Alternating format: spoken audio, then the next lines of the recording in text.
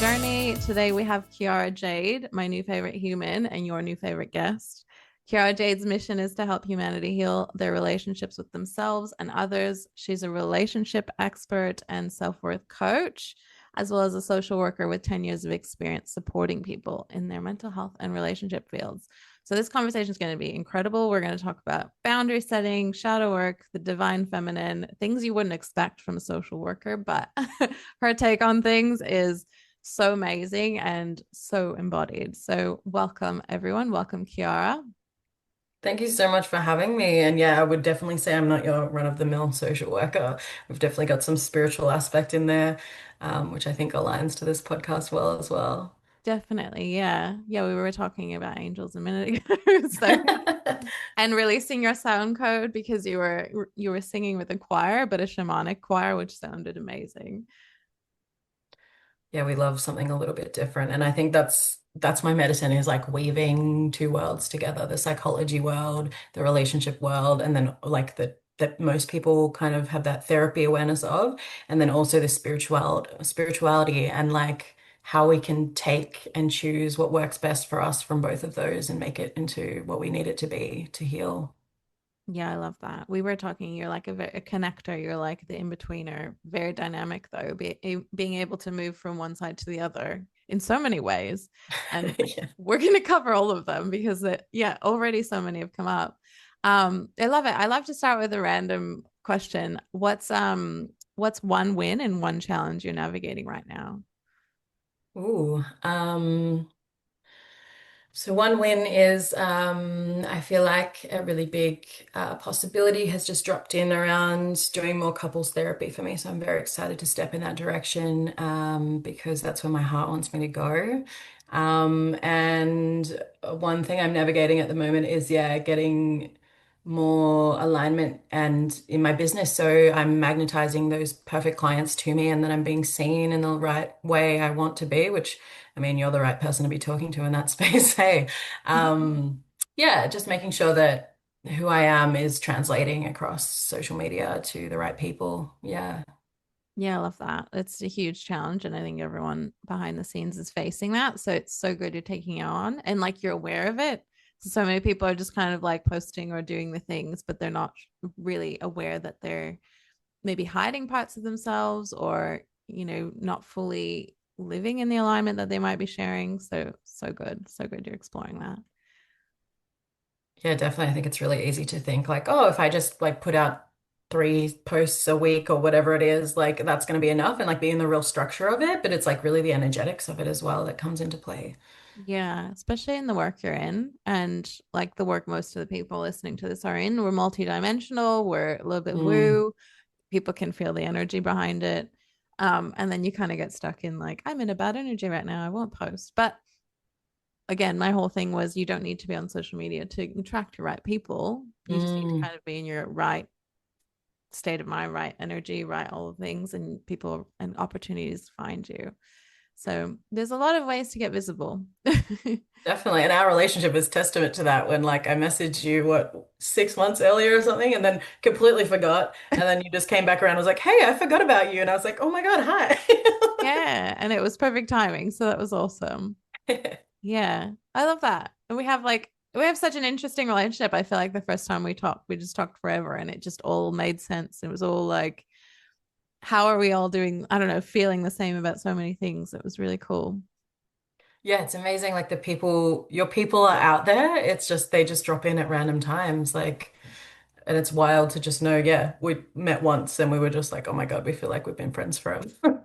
Yeah. And then being on your podcast, that felt really natural. And then vice versa. Like this is the opportunity. This is the collaboration. This is the growth and the being seen that happens when you're not Mm. like, hyper focused on social media and oh, the social has really gone out of social media. So there's got to be a better way to do that. Yeah, I think we're just waiting for that better way to kind of pop up. We'll Yeah. see. Yeah. Love it. So, like, tell us a bit about what you do. Why did you start going into being what you're doing? Like, sorry, social work was what you started with, I'm assuming, and it Yeah. evolved to this relationship area. Yeah, it's funny. I was really reflecting on being an embodied CEO and being in business and what does that mean to me and where did I start with that specifically? And obviously, yeah, I'd done my social work qualification, I've done my qualification. I thought that was the way to help people. So I kind of went down the traditional path. And then I found myself going, something's missing from this. And I don't know what I don't know, and I think I need to expand. So I ended up in a coaching Yeah. school because that felt like the right level of expansion. And this coaching school, I was so in it for all the emotional stuff. And they're like, we're also going to teach you business. And I'm like, I don't know if I vibe with business. That was my first reaction was like they handed me this book on business and I was like, I don't know about this. So it's really been a journey of like getting my head around how being an embodied leader in a business that's run by yourself can really make all the difference. And stepping outside of that matrix 9 to 5 scenario that maybe feels a little confining, or, you might start with the best of intentions, but then things just don't seem to pan out the way you thought they would, or maybe you're not having the impact. For me, it was like, I feel like I'm not having the impact on people that I thought I would, and I know I'm capable of. Um, Mm. and yeah, just refining that down of like what, when I first started, I was like, I just want to help people. Like, that's so general. I could do anything. And then I got in a job where I could help people, and I was like, this isn't it. There's something more for me. And I've refined it and refined it back down to relationships. Relationships are my bread and butter. I love them so much. Inevitably, they will come up in this podcast. I can't help but talk in that way. But I feel like that's so related to being an embodied leader because your relationships are everything in your business. You can't do it alone. You need those connections. And how can we do that in such a way where like our own shadows, our own healing isn't kind of getting in the way of maintaining and keeping those friendships and connections and business connections? Because like I like to say to people, your business only grows as much as you do. Like this has been Mm. such a shadow work journey stepping into business. I think that's potentially why on maybe a subconscious level I had that resistance as well, was like, wow, this has just pushed me tenfold on my self-development journey, and I never thought it would have. I thought it would just be as easy as going out there and selling a book, but it just so isn't. Yeah. Because you're selling yourself, like, right? It's about being seen, it's about putting yourself out there. And I am not someone who's ever felt comfortable with being like, here's my medicine, here's my knowledge, like, come pay for my services. Like, that's always been something I've had to work through and work on. And in a world where you've been shut down, hurt, kind of denied so many times by the people you love and the people around you, like it's so easy to hide your heart and hide your truth. Um, and even me saying there's a spiritual aspect to what I do, like, is a huge, huge step forward that I never would have admitted to or been open about in the past. But I'm just in a different place now than what I was before with business. And I feel like people can read you through the screen. They can read how authentic your energy is or how genuine you are, how embodied you are in what you're teaching. So the same old things of like, I'm just going to teach anything because it feels fun to do so. Like, I don't think that's necessarily working for people as well as it maybe used to. Mm. And that's why in my business, I try to teach everything from an embodied lens of like, I've done the work on this, I've healed this within myself, and here's the gems of wisdom that I've gleaned from it. Here's what I feel like I can now package because of this trauma I've been through and give to other people and hope that they can kind of find some solace and some peace and some healing in that. And honestly, that's my belief system is like, if I have to go through this shitty thing, if I have to go through this trauma, if I can at least heal it within myself and then be able to help people with it, it makes it all worth it, even though I would never wish it on my worst enemy, if you know what I mean. Yeah, that's a great point though. But you've already been through it, so you can see it before it happens to them. So like there's so much value in you putting it out there and being there for that moment for them so that you kind of stop them from having to go through the worst of it, I feel like. Yeah. Especially your work for sure. That's amazing. I've definitely reflected on that too. Like I love how you said you're here, you weren't creating the impact that you thought you wanted to. And a lot of people I feel like are doing that at the beginning stages of business because you're just learning so many things and people are telling you to be so many things except be yourself. Yeah. Yeah. And you get caught up in that and then you get caught up in doing things that aren't actually making an impact, they're not making a difference, they're not like getting any traction for that, like so many Mm. reasons.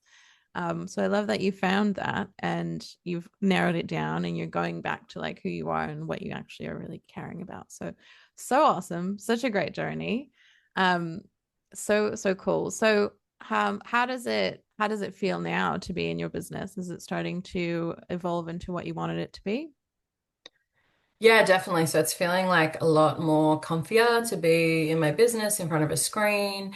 Definitely, there's been a lot of shadow work over the past couple of years. Like I've done a lot of workshops where I've put out, my heart and soul, and then no one's shown up, and like trying not to take that personally as a personal rejection because it can feel like your business is your baby in a way. Like even my book is my baby. It's like such an extension of myself, and like definitely related to the life lessons I've been through. And I think a lot of people say that your first book is usually somewhat autobiographical in nature. And I would definitely agree with that. Yeah, there's just so much of yourself that you put in a conscious, aligned business of like what you've worked through, who you are, that it can be really tricky sometimes to receive rejection and to not have people like be open to what you're trying to share. And I think that I've worked through that enough to get to a point where I'm more comfy with it now. And it's like, this is a hit and miss exercise. I'm going to put this new thing out there and like, are the people interested in it? Are they ready for it? Is this landing? Like, there's a whole bunch of questions you can ask before you just throw that in the bin and like never bring it out again. And so coming back to like, is this in alignment? Is this coming from my heart? Or is this coming from an ego place of like, I want to be validated because I'm so great, or like, I want to earn money off this, or just like, are you coming back to service of your clients, or are you coming back to yourself? And yeah, how can we do that better so that we are in this business that is going to ultimately help heal humanity? Because when you're in that vibration, like the universe just wants to support you and guide you and send you the right people. Yeah, that's very true. You brought up an interesting duality there, though. I feel like, you have to be disconnected enough, but also be really connected as well. Yeah. And be really vulnerable and share all of like what's happened to you and who you are and that kind of thing. But then also not do it in a way where you're marketing and you're cutting stuff. I don't know. I feel like, chopping it up and making it comfortable still. And then also being disconnected enough from like people not showing up, that kind of thing. Such a hard journey. Even like some of the hugest people, like Mind Valley, and like there's the people that I think of recently that I've seen talk about it. Mind Mm, Valley, I can't say his last name, Vin Yang, he talks about his speaker trainer essentially. And even he's like, trying to get people to come to his big events and not like flake on it. And, so many people don't show yeah. up to these things. It's not personal. Um, but it's so hard not to take it personally, especially when you are putting all that like I need to connect and I want it all and like I want to be all of me and then you are all Mm. of you and then people don't show up. So fascinating.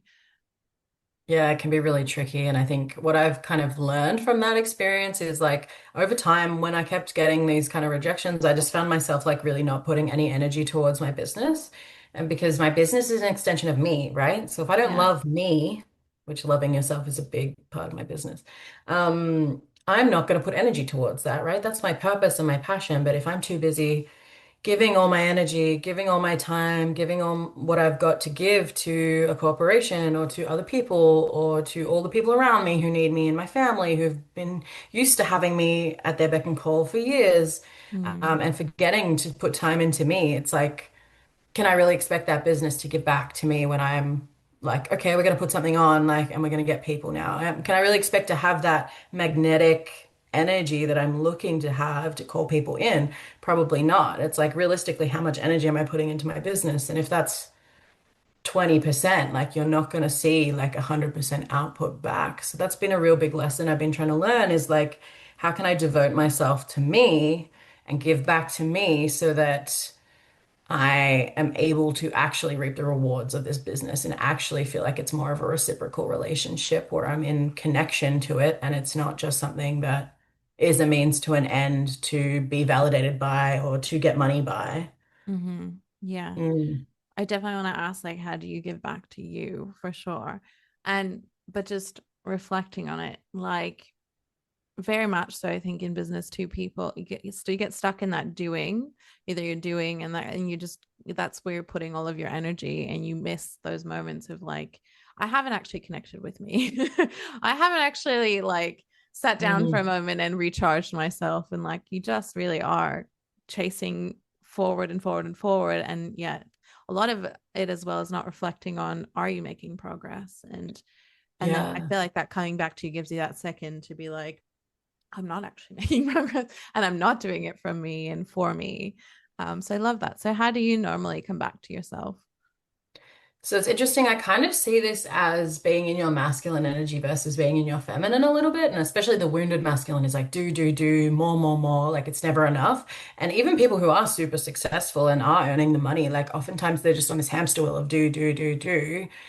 And it's they find they're hitting brick walls, they find they can't get past a certain like monetary value or something, and it's like the missing piece there is coming back to yourself and like, is this in alignment with you? Is this the success that you want to be achieving? Like, what is success to you? Because for me, success is not being on a hamster wheel, doing all the things, getting everything done, like, but then I have literally nothing left for myself.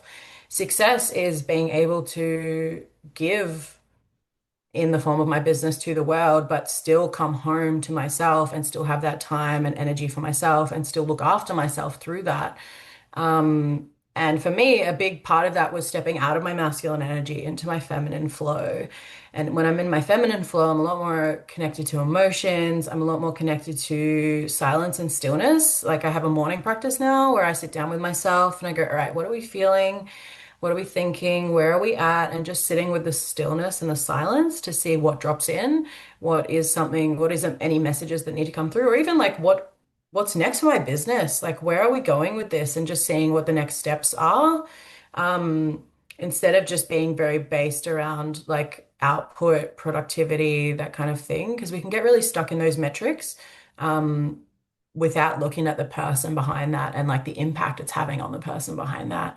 And I find that when we do get stuck in that energy, sometimes it takes like getting sick or something before we actually stop and take that time because the body will find a way to make you be still if you aren't able to do it within yourself. Yeah. And oftentimes that can look like sickness.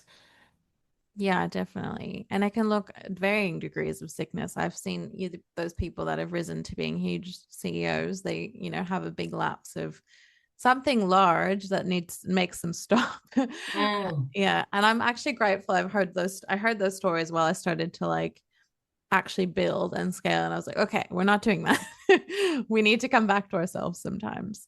So I love the practices you do. Sitting with yourself is probably the hardest thing to actually do. And not letting those metrics and things rule that moment as well, where you're like, oh, I just need like 10 more clients and then I'll have Mm. financial freedom. And then that pushes you to just do more. Yeah. Yeah. It's a fine Yes. balance and it can be really tricky. Yeah, I agree. So I love that. Coming back to you is a really, really good teaching. Um, and like you teach from your lived experience as well in like the relationship coaching that you do. Is that right? Love it. Yeah, so when I was 15, I had an abusive relationship, and that was kind of what started it all. I was so young. It was my first relationship, so it was very impactful. I don't know if you've noticed, because I'm a bit of a nerd, I notice this stuff, but a lot of people's first relationships are really, really impactful for the rest of their lives. Yeah. And for some in a good way, where they like fell in love and then they were devastated when that person left. But for me, it was the opposite. So I had a really crap experience. And then literally throughout my 20s was me trying to like dig out the trauma of that experience and heal myself enough to be able to get back in a healthy, happy relationship again. Because I wanted to get married and I wanted to have kids and I wanted to love men. And that was something that I really struggled to do after that experience because it was so difficult for me to integrate at such a young age. Like I just kind of pushed it down, avoided it for like 5 years. And then it wasn't until I was going out partying and stuff and like just attracting like these people who treated me really disrespectfully. Like I think I had a spate of like four of them in a month. Mm, And I was like, oh, something's up with this. And then at the same time, insert my like start of my spiritual journey as well, where I started to question like, why is this happening to me? Like, what is it about me that is attracting these people to me? And why did four happen in 1 month? Because I just want to mhm, love people and I'm scared. Um, and it made me realize that there was a bunch of things that I hadn't worked through from my past that was essentially attracting, like, for lack of a better word, like narcissists or people who, don't have the best of intentions for me, into my world. Things like lack of boundaries, things like lack of self-love. I really struggled to say no. I really struggled to put myself first. I just wanted to help people and look after people. And that just naturally aligned me to be someone who, attracted people who were going to push my boundaries and were going to challenge me into my field, because that was the lesson I needed to learn at that time. And I think relationships is one of those things we go in with the best of intentions. We're like, oh, I can't wait to be in this relationship. It's going to be so much fun. I'm going to love them. It's going to be great. But I think a lot of the time, relationships are actually lessons for us. We don't often sign up to shadow work. Like, yeah, I'll go do the shadow work. Well, until you get to my level, and then you just sign up to all the things to challenge yourself. But anyway, not saying that that's any different from anyone else's level, but Yeah. um, yeah, so you become a self-development junkie eventually.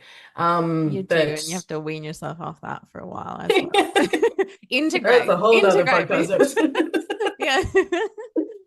But anyway, so we jump into relationships so willingly, way more willingly than we jump into shadow work. But I feel like the universe plays a little funny trick on us and goes, I'm going to give you both. I'm going to Hmm. give you someone who really challenges you to heal those wounds of your past that you've suppressed. And so that's what I was coming up against. And I managed to work that out and have the insight around that and heal each and every piece of that. And that's a lot of my business now is like I run a boundaries workshop, I run a self-love workshop. I used to run attracting respectful relationships and like what is holding us back from getting there. And yeah, we all go through our own journey on this kind of thing, but that was what kind of started it all for me. And then I was like, I need to be doing this out in the world. Like, this is such needed work. There's so many people out there trapped in these relationship dynamics that they get out of one relationship and then they find someone else who kind of has similar energy, I guess you would say, and like they end up in the same cycle, even though it's a different person. Um, and yeah, I want to be able to help people get out of that karmic loop and to move forward into healthier, happier relationships where they can enjoy their relationships more because they're not as bogged down with all the shadow work and all the healing and all the drama and all the toxicity that can come up in them. Yeah. I think even the healthiest relationships challenge you and still give you a little bit of shadow work. It's so interesting. Um, Mm, but I love what you said. Like, I felt like what you were saying is that like it comes from within, and I feel like that's a really great thing. Like you can, I don't say fix it, you can work on it. It's something that you can purge or bring to a better place. yeah. And that's like I hate the word control as well, but it's something you can control. It's something that you can do something about. And that's what I do love about how you do focus on boundaries and self-worth. And those are two of the things that we can do for ourselves, and that Yeah. inherently changes on the outside. So it's really cool.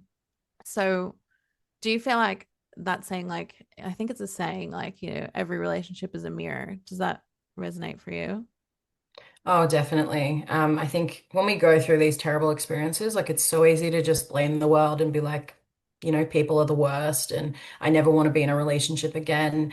And it can be really hard. And I would never say that like anyone has attracted this for a reason that they deserve it. No way. But Okay. I think what is in our power and control is really important to focus on. Like, how can I work on this by myself? Because you can't work on fixing all the terrible people in the world. That's something that's out of your control. And if we stick in that mindset, it can be really hard to not end up like surrounded by that and seeing that everywhere and just like get really down on ourselves. But what we can do is go, okay, well, what can I do to make myself bulletproof in this respect? How can I heal that wound that came up in that relationship? How can I look after myself so I have boundaries, so I can protect myself, so that when this does come up again, my boundaries are airtight and I can just say, nope, this is not for me. And I've foregone like a 2-year relationship instead of having to be in that for 2 years. You've come back and you've gone, okay, no, this is not for me. And it's reminding me of past things. And I'm able to move forward from that lesson because I've been able to put this in place, even though putting boundaries in place can be really challenging as well. But it's like pick your hard, you know what I mean? Yeah, it's a good point. Why do you think people choose like relationships over like the inner work as well?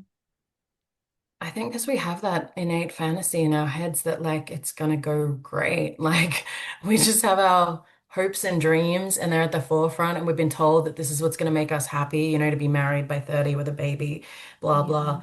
Um, and there's this part of us that just wants to jump at that and wants and believes what we've seen on TV. And I definitely believe those relationships exist, but I also believe that there's a lot of wounding in relationships. And like you said, even the healthiest, happiest relationships, for me, I found like, oh, once I was in one of those, I was like, oh my God, I can relax now. And then once I relaxed, there was extra stuff coming out because I felt safe enough to actually work on it. It Yeah. wasn't like I needed to worry about like, you know, someone getting angry or escalating anymore. It was like, okay, that's not a problem anymore. So now I can just literally work on the stuff, the insecurities that are coming up in me Yeah. because I feel safe enough, which is beautiful in its own way. But yeah, there's always something that'll come up in that relationship mirror. Um, and that's normal. And ideally, you want a partner who's there with you to hold space for you in that, and then you can hold space for them in that. Because when you both are doing the work, when you both are aware of this kind of stuff coming up in relationships, that's the game changer. That's when things can get cleared and healed a lot easier. And then we can kind of like come back to the fun a bit more. Yeah. And making space for fun is so important. Um, Yeah. my relationship now is like, it's quite long. It's 6 years now. But like from beginning to end, like when we got together, we were quite toxic in our own situations. And it Yeah. was really like, I feel like we have become or gone through multiple relationships because there was always a moment where I was like, I've changed. Are you going to change? I didn't even ask it on Yeah. purpose, but like then it would grow and it would happen and it would be great. And then we went through a different version. Like we used to smoke and drink and party, and now neither of us Yeah. smoke or drink or do anything like Yeah. that. Yeah. Like we're so different. And it's, yeah, that evolution has been a challenge. And like really getting to know each other for that version has been so Mm, so interesting. And I definitely went through a period where I was like, you're never gonna like grow with me. I'm gonna have to, make a backup plan. And but mm. every time I tried to make a backup plan, I was like, okay, this is an inner me thing. This is an insecurity thing. Um, Yeah. and when I let go of like having that backup plan, yeah, again, things changed again. And then we were different people again. And it was like, okay, now we have to make a relationship out of who we are now. And Mm. so interesting how even the healthiest ones can go like that. And really recognizing that what you said about like how it gives you space to work on yourself is amazing. And it's a hard Yeah. thing to accept. I think that's one of the hardest things too, because you're like, nothing's wrong. And like all of you wants to like pick a fight or do a thing that like Mm, goes back mm. to your old patterns. And sitting in that and being just kind of like grateful that I don't know, that you have that space to like look at other parts of yourself is so challenging in itself. Um, what do you think of like the really like masculine and feminine roles within a relationship? Does that dynamic, or what do you think of that dynamic? Oh, I have lots to say on that dynamic, but Yeah. I'm just gonna validate like good on you for sticking it out and doing the work and like growing with each other time and time again. Because I think there's a quote out there that's like when you're in a long-term relationship, like you're falling in love 1,000 times because you guys keep changing into new people. And it's like, then there's the next level of like, do I still want to be with this new version of this person? Am I going to be able to grow with them? Yeah. Or is this not something I'm capable of and I'm stuck back here and you're over there? And the beauty in seeing when things do go well and both parties are just growing and growing and growing and just matching each other on that level. And how tricky it can be as well of like, oh, there's nothing particularly wrong here, but all my wounding is coming up and I feel like it's the end of the world. And like, that's that mirror, right? Like, it's coming up for you to notice it and to try and work through it. And maybe that's something that you couldn't do when you're single because you didn't have that mirror in your face, like reminding you of that. So I just want to Very acknowledge, like, true. well Yeah. done because it's not easy. And yeah, you've done the work, it sounds like, which is great. Thanks. It's Um, really ridiculous. But yeah, like actually staying together is probably the hardest. Like I'll just keep going. Like I'm happy with, making new friendships, relationships, things like that. Like I will happily start over. I've moved countries a million times. Like that was always yeah. me. I was like, I'm out. And I was like, but why would I want to do that? Like we had one of my biggest things was we had the same vision for our future, but then also it was something that has evolved and like changed and, you know, is flexible as Yeah. well, which I think was which was, I don't know, the sign to me that I'm like, why would I go off on my own and do it separately? We're like, we're going the same way, and it's, Mm. we are evolving and there is growth there. And yeah, really weird to see that. So thank you. Yeah. Just sharing that's been fun. I think that's a beautiful reflection because I think there's usually in every relationship, like there's the person who's more comfier being in relationship, and there's the person who's more comfier, like exit strategy, I'm out. Yeah. That's the way I've coped with life. Like I just do that and I can just find my feet again. And I'm so like, I trust in myself to be able to do that. And yeah, often the medicine for us in those situations is like doing the opposite. So it's like for you, it was like, okay, I'm going to stick it out and see how that feels. And that feels edgy and uncomfortable sometimes when I do know I can just jump ship whenever I feel like it. And things are really hard right now, but I'm going to stick it out because that's where I'm more comfortable and safe. And then I know for me personally, it's like more comfy to be in a relationship and then to jump out and do my own thing and like remind myself that I can pick myself back up and that I can find myself again, like has been the real edge. And so that's been my medicine is to like not to just stick in and stay in no matter what happens, you know. It's beautiful though. That's That really good though that you see yeah. that. Yeah. It's interesting you're on the other side of it. But yeah, like I felt like when I wanted to leave, then he had to face like, what is it like if I'm going to be alone? And that was his own medicine. Yeah. So those kinds of things. Yeah, and just what helped as well was really finding ourselves, but like giving ourselves a chance to find each like ourselves and not have to separate at the same time. Like Mm, my friend has this example of like he's yellow and you're blue or whatever, and then you mush together and you become green, and that's where like the chaos and the not goodness comes because you lose yourself. And then yeah. when you Yep. become yellow and blue again, then it's a healthier dynamic. And that really helped me be like, oh, okay, that makes sense. And that's what I want. And that's the freedom that I was running towards. Mm, Just being mm. more of you and doing more of your own stuff, but also recognizing that I started doing a lot of things by myself. And then I was like, I am lonely. Like, come do my favorite things with me. Yeah, yeah. And yeah, I never thought I'd want someone to do that with me, but that's like another evolution we've gone through. So yeah, it's Yeah, weird. definitely opening up your heart enough to let someone into like what you love and like doing it together and Yeah. seeing what that feels like versus just doing it on your own. Yeah, beautiful. Yeah, like, Mm. I like, I don't know, fitness things and he doesn't. And I was like, just come do some of them for fuck's sake. like, it's better together. And that's like, I felt like that was a whole new layer. I was like, oh, we've got like another layer of, I don't know, connection there, which is cool. Mm, So mm. yeah, I'd love to hear the masculine and feminine of it. And I was thinking about that because, well, specifically because I was on a weekend away with girls this weekend, and Yeah. a few have talked about this like relationship course they go to, and they like bring men back into their masculine by like beating them on their chests and stuff, and women into Mm. their feminine, and that was a huge savior for their relationship because especially Yeah. the business women, right? We're so in our masculine and we just push and we don't realize we're pushing Mm. away all of the masculine energy, or we're taking it all, I guess, and like not giving space for them to have it. Yeah. Yep. I have a lot of thoughts on this. And I think that's a good point. It's like, yeah, people in their business often can jump into their masculine, and everyone's got masculine and feminine energy within them, regardless of their gender.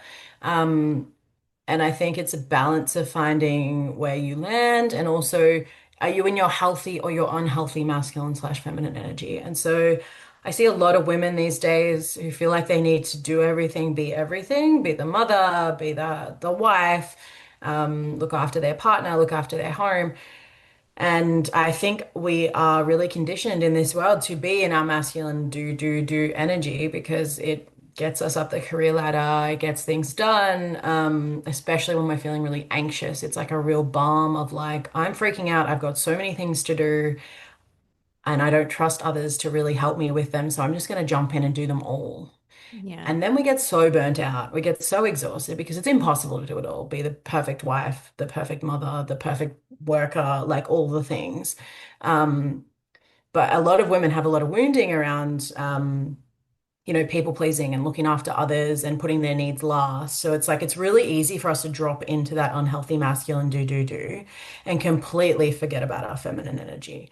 And I've definitely been there, where you feel like, oh, I need to be the breadwinner, I need to do this, I need to do that, because that's the only way I'm going to be able to afford, this lifestyle or whatever society tells us we need, like a home and a this and a that. Um, and so we just naturally can jump into this masculine polarity. And what happens in our relationship is when we're in that, often we'll attract someone who's more in their feminine. And it's like one of those things, you know, how sometimes when you start a relationship, you're like, oh, I love this about them. It's so Mm. great that they're so chill when I'm not. And then, like, as time progresses, that becomes a bit of a wound of like, why are they so chill? I need them to do more. Like, da da da da. Yeah. Um, and it's because we're really like, we do admire that in someone else because they're able to just be in their free flow energy. They're able to just like check in with themselves of like, what am I feeling like doing today? And I'm just going to do that instead of feeling like the need of like, I have to do this or I need to do this or I'm feeling stressed about how much there is to do and therefore I need to jump in and respond and react. And I think, yeah, there's an epidemic right now of a lot of women who are not nowhere near in touch with their feminine energy because they've never been taught how. And then they're attracting men who are in their feminine energy. And then we end up in this like resentment piece around like, why are you in your feminine without, we don't understand the concept, but like, why are you able to be so calm and so chill when I'm Yeah. freaking out right now? And it becomes this frustration that they can't get there and be there. And I think this has this reiterating effect because then it's like, I'm going to do all the things because I don't trust you to do them. And then that partner, that masculine, never gets to really step into his masculine energy and just stays in his feminine flow because, it's the polarity of the relationship. So I think coming back to that feminine energy is crucial and critical. You don't have to do it all the time. Like when you are in business, maybe that is the right time to step into your masculine energy because you've got a to-do list a mile long and you've got to get through it somehow. But it's being able to come home and then be in that free flow relaxation. Like, I'm just going to come back to self. I'm going to have some stillness time. I'm going to go drink some tea by myself alone for a minute just to give me some time with myself again. Because you can't do boss babe like 24 hours a day. Like, it'll burn you out, it'll drive you insane. Um, and some people do feel more comfortable in that space, but I think it's important to be able to bounce around and do both and find some sort of balance between both. And by being able to give our partners a bit more responsibility, um, and let them step up because we trust them, we can step down and not have to do as much anymore. But this can be a really tricky dance when you've got wounding around, like not people not helping you or your needs never getting met or putting yourself last to look after everyone else. And that's the only way I'll receive love. Like there's a lot underpinning these dynamics that people are just not aware of. They're not aware why they do things. They're not aware why they constantly feel like they're so exhausted and doing everything in this relationship. And it can make it really hard to ask for help and make it really hard to explain what they need in order to feel safe and to feel comfortable and not be in that stress energy all the time. And I think, yeah, people aren't really aware of that. And that's a relationship killer because anything that involves resentment is a relationship killer. And you want to be careful and mindful of that in your relationship and check in with yourself. Like, am I feeling like overwhelmed? And am I responding out of fear or am I responding out of love right now? Yeah. And a lot of that comes sounds like from the avoiding of discomfort, like the Mm, discomfort of like the wounding coming up and you just react and you just go for it. So fascinating. Um, Definitely can relate to that. Definitely in my business. And I feel like it's so easy to, I don't know, kind of not realize that you're not in your feminine because especially as a boss bitch, we're basically, you're in heels and dresses and you feel like you're being feminine and that mm, kind of thing until you really recognize what is being asked of you when being asked to go into a feminine. I was shown by someone like a CEO girl that she'd come home and she'd take a bath and that would put her into a feminine. And I mm. started doing that and I was like, oh, okay, like there's something really big here. And doing that, I was like, oh, okay, what's this gonna do? But there is like a reaction in your partner where they naturally just start to, I don't know, become more masculine. Yeah, Um, yeah. which was the most interesting thing to me. I'm like, cool, I actually did something that had like an effect. Because I feel like guys are so hard to talk to or like ask them to do something better or, be aware Mm-mm. of their what they're doing. But it's just that energetics that they can feel, I think, which is so cool. Um, Yeah, it can be really tricky to not feel like you're just nagging or like, oh, what if like yeah, nothing happens if I don't do anything? And just by shifting that polarity within yourself of like, I'm just going to go look after myself right now, and I'm just going to go, I don't know, even if it's like dance for half an hour or something, that always gets me in my feminine. yeah, Yeah, just to be able to come home with that different energy, you'll see a natural reaction anyway. I think it's just really tricky because a lot of women have trauma from men mm-hmm. and don't feel safe enough to be in their feminine. I shut that down in myself. Like when I had that 15-year-old relationship, was like, it's not safe to be in my feminine energy. I've been vulnerable in that and I've been taken advantage of. So now I've just learned to be my own masculine protector.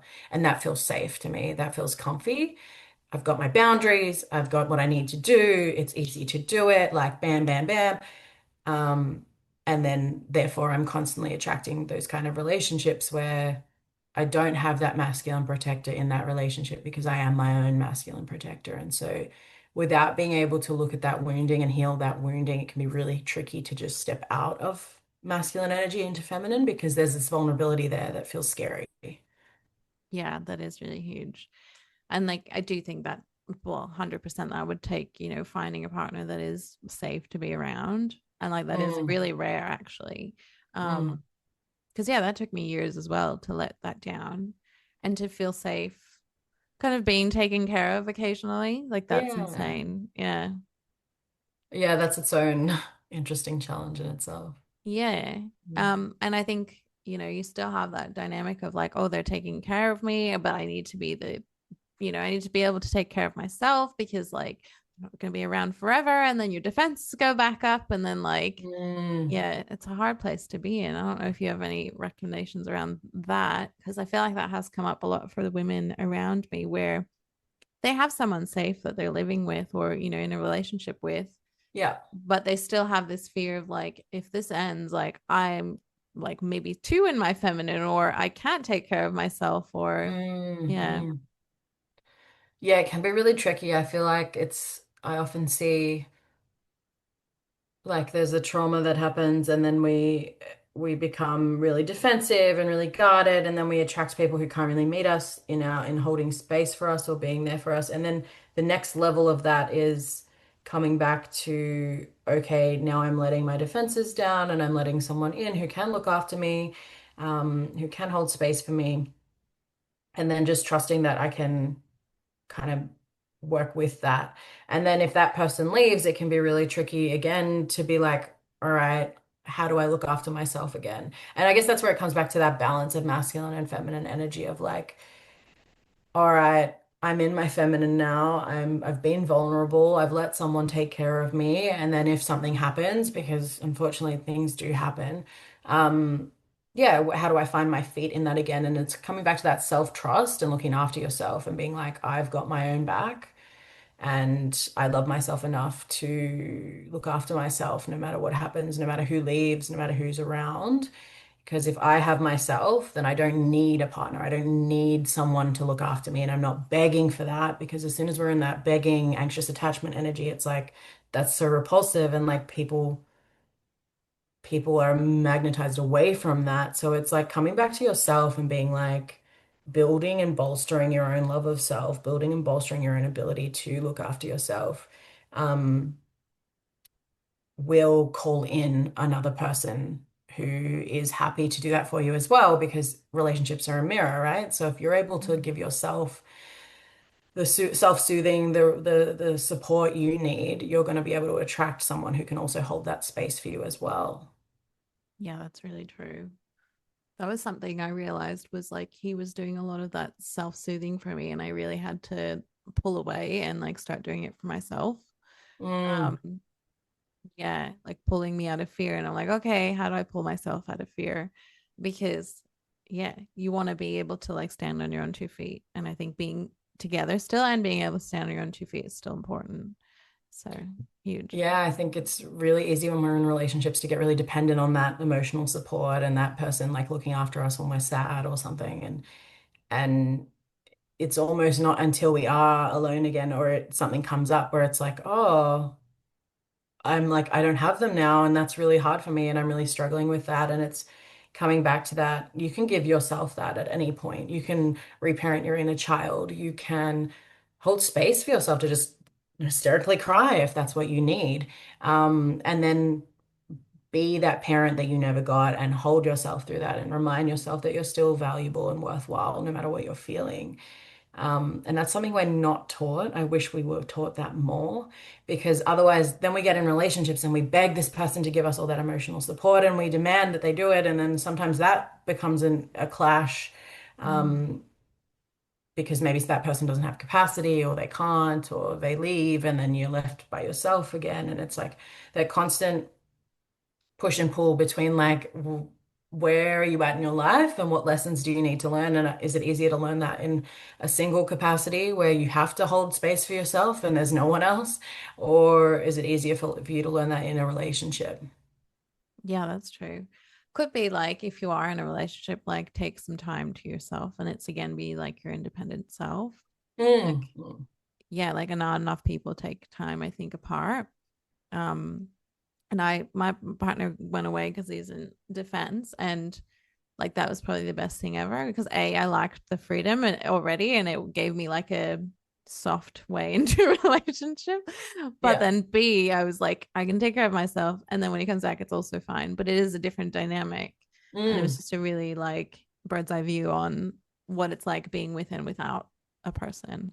So Yeah. even going away for a weekend, I feel like that's so important and giving each other space for that. Definitely, that doesn't necessarily mean that your relationship's in a bad place. Like it just means that you're coming home to yourself. And I think everyone needs to do that at some point in their lives, regardless of yeah, whether they're in a relationship or not. Yeah, love that. Mm. Is there any advice we can give to women to help their men become more masculine or like be in their masculine more? Sorry. I think becoming more comfortable with receiving has been a huge lesson for me. It got to the point where I was like, I don't need anyone, I'll just do it myself. And then I realized, like, yeah, I can do it myself, but do I want to? No. Like, I'd much rather have someone like be able to gift me something or look after me or help me with something. And then that kind of led me back to like, I really struggle with receiving. I really struggle like just accepting like everything, like love, like support. Like I'm just sometimes you get in boss babe and you're just like, I don't need no man. I'm a strong, independent woman, and you get that chip on your shoulder. So I think coming back to, yeah, what's your relationship with receiving? Do you feel comfortable just receiving for the sake of receiving? A lot of women, myself included, have been like, oh, it has to be reciprocal. Like if I get something, then I have to give something because that's just the way I've been programmed, right? Mm-hmm. Or I have to always look after everyone, so it's got to be even. And it's like, no, you can just receive for the sake of receiving, and that's okay. And it doesn't always have to be hard. You don't always have to work super hard for it. So, yeah, coming back to your ability to receive and then asking your partner and being clear, I think is another tricky thing of like actually asking for what you want and what you need. And saying, like, I hate doing the bins. So if you did the bins for me, like that would feel really supportive. And it's like, it's awkward to have that conversation, but like if your partner knows like why that would be really supportive for you, like it'd be really supportive because I'd feel like you're looking after me. And then I feel like, one less thing for me to worry about. And I'd feel really like safe in that or something. And then they do it. And then they see how much it affects your relationship afterwards because you're really happy about that. And then it's like a closer bond and connection situation. It's like, oh, if I'd known like you weren't going to be stroppy with me when you come home from work because, I did the bins and that makes you feel really good about yourself. Like, of course I would have done it 10 years ago, but like I never, sometimes it's just making that connection of the communication that seems Yeah. so basic and so simple, but is just often so missed of just directly asking for what you want. This is what I would love to happen. This is what I need. And it can feel really uncomfortable when you have a wound around receiving to ask for what you need. Um, but that's going to get you to a place where your partner is stepping up for you more, is giving you more because they know what you want. They're not guessing or they're not doing what they think they would like because they think that would help you. Like, oftentimes there is this miscommunication of like men think in different ways than women do. Not always, but sometimes. And so just by having those conversations, even though they are uncomfortable, can really like take us leaps and bounds forwards in terms of coming back to that sense of femininity and self again. Yeah, that's really actually amazing. And just it is really hard to narrow it down to like the bins are the problem, but they're a problem because they're a bigger like receiving thing or a bigger like conflict. Um, but yeah, I feel like those are the things we fight about the most, or some couples fight about the most. Those little things. I guess Mm, yeah, making that connection to like it's gonna help me feel supported. Like that's huge, and mm, that's so true. yeah. I'm doing everything, and you can't do this one thing. Like what? Like that's the battle. Usually, that's how you say it, but it's like no, it's actually like because you're not supporting me. Thank you. Um, because Yeah, often the problem is not the problem. What we actually talk about are so basic. Like the bins is so basic, but it's like, what's the deeper meaning behind that? Let's look under that. Oh, it actually feels like you're not supporting me when you don't do this, and that frustrates me and that builds resentment. So if I can ask you to do this because of the reason that it's supportive to me and it'll make me feel really loved, like how can your partner say no, right? so true. And Mm. you have a like a belief as well that there's conflict in relationships is a good thing. Is that right? Yes, it's one of my fun little disruptive ones. Tell us a bit more because I agree. I totally agree. Um, I feel like that, well, you really need the truth to come out, or else you're just hiding behind your mask, your good girl mask, your people pleaser, your whatever. Mm, And also, you don't understand your partner. You put him behind, I think, these labels of what a man is, or what a person is, or what a relationship yeah. should look like. Yeah. Yeah, I think it comes back to communication. Like when we don't have good communication, things break apart because we're assuming the worst of people. So conflict is often a dirty word. People hate conflict. People hate being in conflict. They hate talking about conflict. They hate anything to do with it. And I can completely understand that because oftentimes we haven't had good conflict modeled to us. But yeah, my perspective is if you know how to do conflict well in a relationship, it can actually bring you closer. So there'll always be things that pop up in any relationship, no matter how healthy you have it. There's always going to be times where you don't see eye to eye and things are coming up. And I think it's so important to have those uncomfortable conversations and have a voice and not just let one person who's the louder one kind of dominate everything. Because then the quieter one's going to feel resentful because they don't feel heard or valued or seen.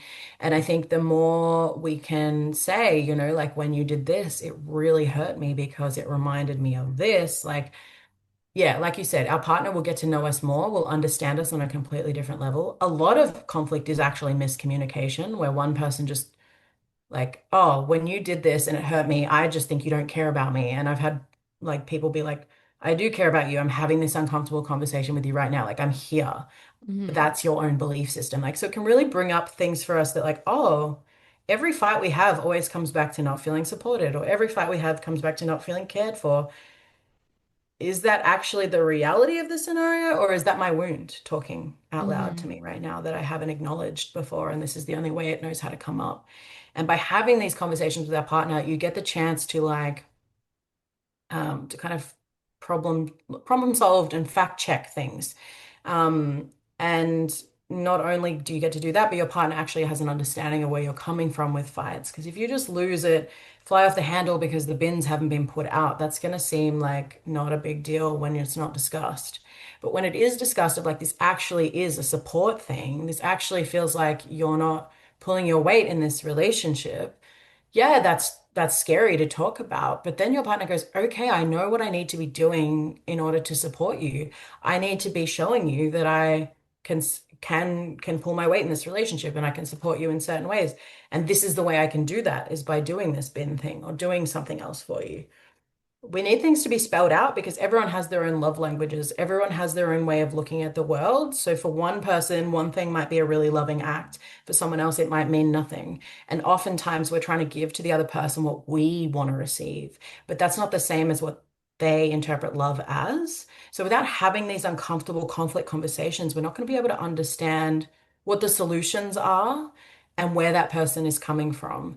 So by doing conflict well, and by that I mean you have these conversations and you don't both fly off the handle, you're able to hold space for each other to have those conversations and go, okay, I'm going to reflect about this. Maybe I need to walk out the room right now because I'm getting really heated, but I'm going to think about it and I'm going to come back and talk about it again when I'm a little less heated.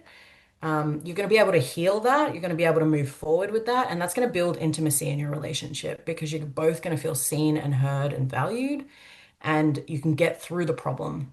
When we get stuck in conflict that isn't healthy and we're both flying off the handle, screaming at each other, crying, whatever it is, then it becomes about de-escalation of the emotion and it doesn't become about the actual problem anymore. And this is where we see the same argument time and time and time again because we never got to the root cause. We got stuck in the emotions heightening it. And this comes back to doing our own inner work. The more inner work you're doing, the more stillness and time with yourself and healing your own heart, the less likely you are to fly off the handle in a conflict. It's going to happen every now and then anyway, but it's going to happen less, and you're going to be able to hold space for your partner more if you are doing your own shadow work. Very true. And you stop throwing like mean things at them in your Mm. words after a while. And then when they do it to you, you're like, that's not about me. Yeah, and then you get to the point where you can recognize it, right? It's like, oh, Yeah. is this something else, a projection or something? And you can have those honest conversations of like, I don't know if this is about me without it just fully escalating again. Yeah. Yeah, it's true. I think, yeah, if you can just get really good at that second part of coming back after the relationship, like you said, Hmm. yeah, that's amazing. That is the hardest thing to do, actually. Sometimes you come back and you're still yelling at them. You're like, okay, hold on. Yeah. Yeah, I just need a bit more nervous system regulation right now. I need to calm myself back down, but then when I come back, I'll try again. And that's Yeah. okay. Yeah. And it's Yeah. okay, yeah, to make mistakes. Exactly. You're right.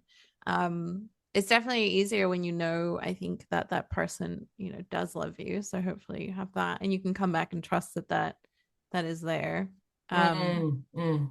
and know that like you have a second to like breathe and say a thing instead of them being like, okay, bye. Yeah, yeah, yeah. Yeah.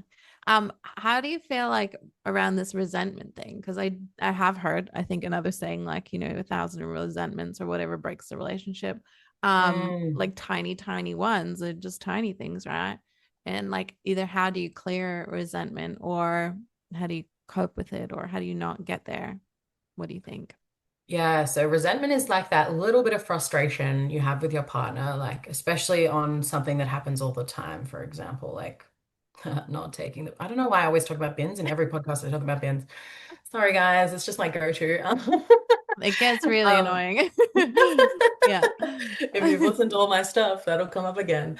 Um, yeah, so with resentment, especially when things happen time and time and time again, we can get really frustrated and we can get like this little chip on our shoulder about it. And oftentimes, I feel like the way to heal resentment is to have a voice. So when we are avoiding conflict, when we are not bringing things up because, it's the bins, I can't be bothered talking about it, it doesn't seem like a big deal, but it's actually got deeper rungs, which are a big deal, and we're just holding it all in because we're trying to be the good girl, we're trying to be the good wife, we're trying not to start stuff. Like, I don't want to be perceived as the person who's always starting fights. Like, what happens is you're holding that conflict within your own heart, right? It goes inwards. And I think that's the tricky part is when we're not holding boundaries and we're just letting it go and letting it go, letting it go, that resentment and conflict goes inwards and it'll pop back up at another time. So the same thing will happen again, and suddenly you'll get super frustrated, super fast, and maybe just snap at someone. And you Yeah. go, that's not like me to usually snap at someone, but it's because you've held it in, held it in, held it in. It just escalates. So yeah, by having a voice and speaking to these things and having those uncomfortable conversations in the moment when they arise, you're not holding on to them and making a mountain out of a molehill down the track. And I think that's the payoff here. It's like it's hard to have those uncomfortable conversations. It's hard to have conflict and lean into it. But the payoff is that it doesn't become such a big of a deal down the track, and it gets easier to manage because you've called it out at a lower rung level, and instead of waiting and waiting and waiting until you're just constantly frustrated with your partner and your partner's like, she's mad at me all the time, but I don't know why. Or you fly off the handle about the bins, and everyone's like, why is she flying off the handle at the bins? Like, what's going on with that? And then it's like you get judged that you're like overreacting. And it's like, no, no, like this has happened many times. It's just, I've felt unsupported many times, and it's just been this build up. Yeah. So I think coming back to speaking to things and speaking to things without attacking, without blaming, just like, I am feeling this right now because of this. Like, come back to where you're at. Instead of telling the person they're lazy, they're this, they're that, um, coming back to how it affects you and what meaning you're making of that scenario. When you don't do the bins, I feel unsupported and like you don't love me, and then putting that out on the table because that's going to come across a lot easier than you are a lazy piece of shit because you're not doing the bin. Like that's going to be a lot more aggressive and that's going to have a way more defensive reaction. But we're likely to jump into that when we do have a lot of resentment. Yeah, that's very true. Is there like a level you can get to where I don't know how to explain it. Like it doesn't, you don't feel it as a resent, like you don't get resentful about it anymore, but it's a healthy way to do it, like without pushing it down. Like something being left out or something not happening or happening a way that you don't like it to happen and that just not affecting you anymore. Is that a good place to be in, or is someone still suppressing that emotion? What do you think? It's tricky to know. I think, and that comes back to like knowing yourself, knowing when something does affect you and when it doesn't. And we can be really good at telling ourselves, it's fine, it's fine, it's fine. Or like in my mind, I want this to be fine, but in my heart, it's not actually fine. But I'm so connected to my mind and like all of that jazz that I'm just ignoring this right now. So suppression is a Yeah. tricky one because it does happen a lot. And you will get people who go, we never fight. It's fine. It's always fine. And I'm like, yeah, but what are you holding on to deep down? Like, what have you suppressed? Like, there is a big question around that. But I do think when you do raise things enough, it takes the bite out of them. It takes the edge out of them. And then if you have to raise it again, it's like not as deep-seated of a wound because it's been cleared by the healthy conflict. If it hasn't been cleared and you're raising things and it's coming up against brick walls every time, you're likely to still end up with that resentment. But if you can have those conversations at a lower level of intensity of like, it's come up again, we need to talk about this again, and be met in that by your partner, I think you're likely to see less of it. But you'll never not see any of it. I think that's when it's suppression is like, we never fight. It's never a thing. It's like, Right. there's always something somewhere. And the most healthiest relationships, people will be like, maybe we don't escalate to a full-blown argument, but we definitely still have our moments where like, I need to sit down and talk to you about this. Yeah. Yeah, I feel that. We had a fight about chicken stock the other day. But I was like, this is not about this. But anyway, Mm. like, yeah, I think definitely bringing it up is worth it. Even those little things, and you're like, okay, what is wrong at this moment? Um, but that's so interesting because, like, if you do raise the thing and then you come up against the brick walls, well, then you have another layer of like, well, I'm not being heard, and then like more Mm. wounds come up. But I guess that's good. You can clear out a heap of them at one time, or you can keep falling back into the same pattern, I suppose, depending on how you can handle it. It can be really tricky because it does take two people to be open to conflict, to be able to really manage this really well. Yeah. Yeah, very true.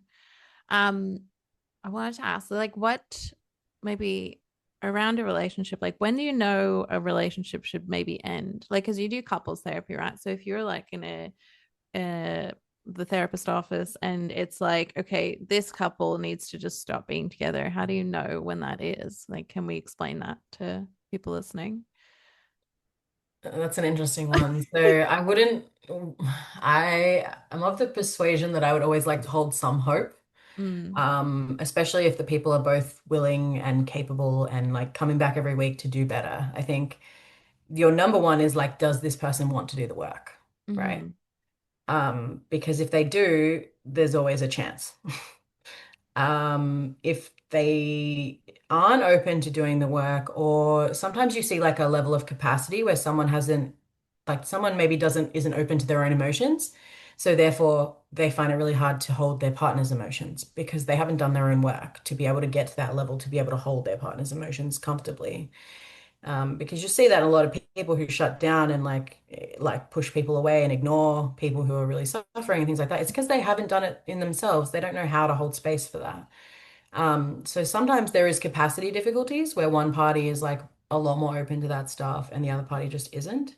But I think if people are willing to go there and look within themselves and do the inner work, um, there's still a possibility. That doesn't mean that it'll make the partnership work. Maybe someone does do the work, and the other partner's just like, I've been cheated on and I just can't get past this. No matter, we came to therapy to try to get past it, but there's always like a possibility of like, it's gonna be too much to hold for me and I need to move on and now's the time. I do believe that some relationships, you grow with a person to a certain point, and then maybe one of you outgrows the other one, or you're just, like you said, the vision changes of like what you guys want. Um, Sometimes there are moments where it's like maybe the best thing for both parties, even though how heartbreaking it is to break up, that would be the best thing for both parties because they would both grow individually so much more than what they would grow together at this point. Maybe together they're getting stuck in these dynamics playing out, these patterns, and they just can't get past these gridlock patterns because they've been doing it for 30 years. Um, and yeah, the next step for them is to break up, and that sometimes that can be the best path, even though it doesn't feel like the best path in the moment. But ultimately, it's a personal journey. It's really up to the person. Like, do they feel like breaking up is the right choice for them, or is it not? And do they feel like the growth is happening on both sides, that they are growing together as opposed to growing apart? Um, yeah, it can be really tricky. Um, yeah, when one partner is just really open to the healing journey and to the self-development journey, because they'll see things like problems in the relationship. They'll see all this stuff that the other partner just doesn't. And it Yeah. just doesn't clock it at all, doesn't notice it. It's like everything's fine. It's like, Mhm. of course it is, because you're not in this space where you're doing that work or that journey, and you're not as open to considering what's going on. And then that can be difficult as well because the partner who is more open to that stuff doesn't feel seen, heard, or validated in their emotional expression. And then obviously the other partner is either open to learning about that or not open and shuts that down and blames the other person and calls them over emotional or something because they're seeing things that they just can't comprehend. So I don't think that's like a personal fault thing. I just think that's two people who are in different places in their lives. Yeah, that's a good Yeah. point. That happens a lot with everyone I know. But at the same time, and I guess there's also that if you both do the inner work, you can grow apart in that because you're just like, oh, I've become a whole different person and this doesn't fit anymore. Yeah.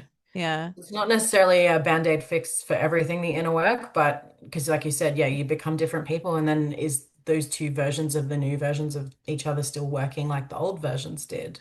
Yeah, so interesting. And what's interesting actually, like, and the people I know, the couples that I know, and like my relationship, really, like one of us is really into this, and then the other isn't, and like that I struggled with. But I've actually spoken to so many people that have that dynamic. I'm Mm, like, so interesting. Why do we attract this? But like, I yeah. guess that's really the opposites attract thing.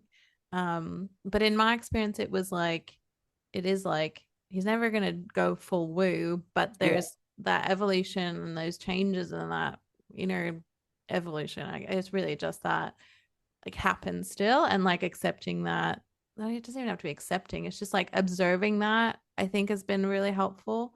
He's Mm, never going mm, to start being on podcasts and talking about his vulnerable like yeah. childhood wounds, but like also do we need two people doing that? I don't know. That's kind of where I've landed, and like do we both need to be this kind of person? Mm, um do you find a lot of males go down this path, kind of being more? I feel like in your world there's a lot of more hippie people, like more hippie men. I'm gonna yeah. just say it like that. Yeah. Yeah. There's definitely like people open to doing the work or down the spiritual path who still have their own wounding. Like it's really easy to say like, oh, if my partner got into all this stuff, then everything would be great, right? Yeah. Not necessarily, because there's still wounds that like will come up, or like there's always something. And sometimes it's a good balance to have that one person who's super into it and then the other person who's like open to it but not nowhere near like ready to 100% jump in. Um, because that can be good balance for both parties.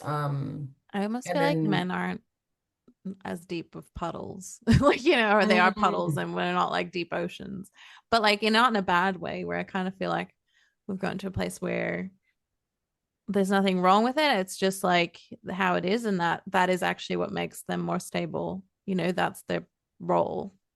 Um, yeah, and that's great. And like yeah, that's where the this feeling of safety comes from. it's definitely not a requirement in a relationship to have someone who's as matched as you are in terms of the spiritual side and like constantly on a self-development journey. If they're still open enough to do the work when it comes up Yeah. through you, often you'll be the gateway of like, I've noticed this in you. Have you looked at this? And then they might go and go, oh, I need to do something about that if that's affecting my partner. Like oftentimes that's the relationship dynamic we land in. I think that's a doable dynamic, particularly if the conflict stuff is okay. If you can work with the conflict stuff and be open communicators and reflect on both sides of the argument, then the individual journeys can work because they're not projecting it at you. It's when they've got all the wounds that they're not aware of and it's becoming projected at you and it's a constant battle and conflict, I think that's when it becomes an issue. But if you guys do conflict relatively well, I think other stuff can kind of be there, but be a work in progress and that can sometimes work. Yeah, that's a good point. That's a good way to look at it. I definitely feel like they do the work slower. Mm. So everyone needs to be aware of that.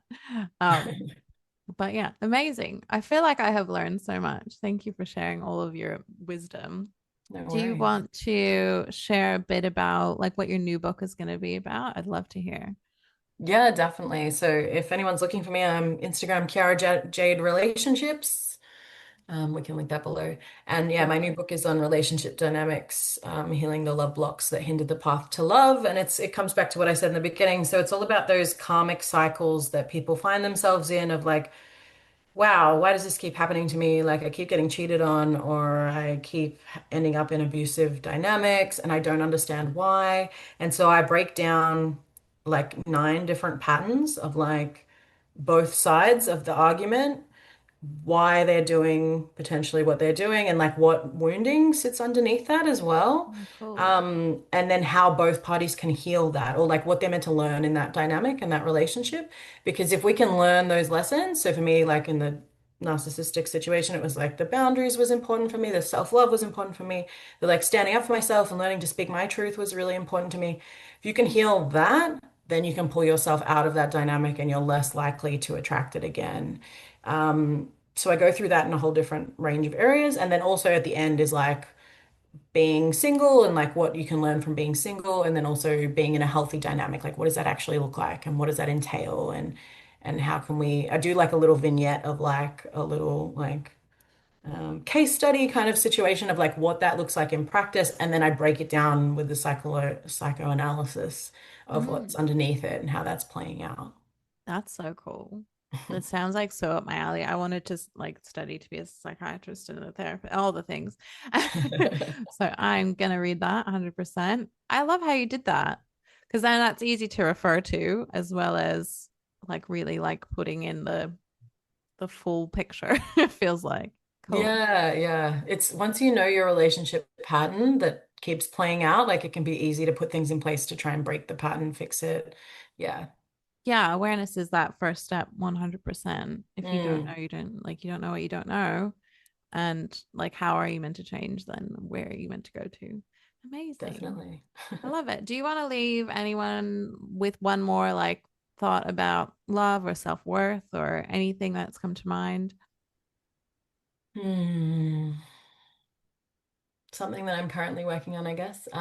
You are the love you seek. So we often are begging for our partners to love us in a certain way or looking for someone who will give us a certain thing.